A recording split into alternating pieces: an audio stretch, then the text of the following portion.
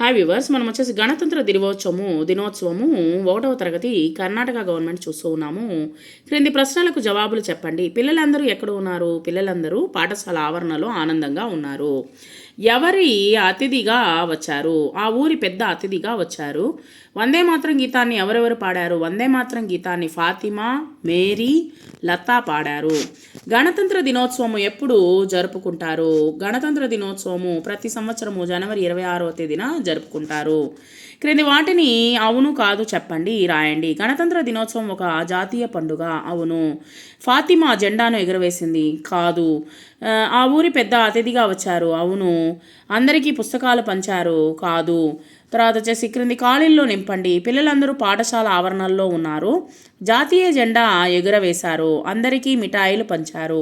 ఉపాధ్యాయులు మంచి మాటలు చెప్పారు.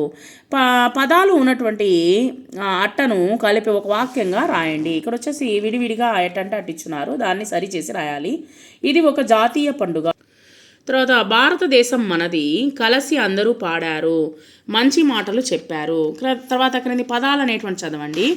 ఇది వచ్చేసి వచనాలకు సంబంధించింది. పాట, పాటలు, పండుగ, పండుగలు, మిఠాయి, మిఠాయిలు, సభ, సభలు. క్రింది ఈ పదాల్లోని మొదటి అక్షరానికి ఇక్కడ వచ్చేసి దీర్ఘము చేర్చి రాయండి. నటి, నాటి, రమ, రామ, సరం, సారం, పదం, పాదం. తర్వాత పిల్లలు క్రింది చదరాలకు వచ్చేసి మీకు తెలిసినటువంటి రంగులు వేయండి, మీకు నచ్చినటువంటి రంగులు వేయండి.